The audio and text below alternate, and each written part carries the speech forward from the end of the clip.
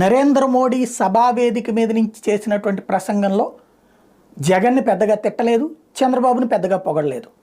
చంద్రబాబును పొగడకపోవడం తెలుగుదేశానికి అసంతృప్తి, జగన్ ఎక్కువగా తిట్టకపోవడం తెలుగుదేశానికి అసంతృప్తి.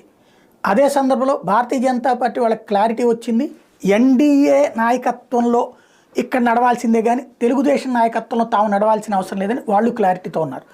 ఇప్పుడు సీన్ కట్ చేస్తే ప్రధానమైనటువంటి వ్యవహారం ఏంటయ్యా అంటే, నరేంద్ర మోడీ ఇక్కడి నుంచి వెళ్ళాక అటు పక్కన తెలంగాణలో పట్టించారు, తమిళనాడులో పట్టించారు, ఇవన్నీ అయిపోయాక ఒక ట్వీట్ చేశారు.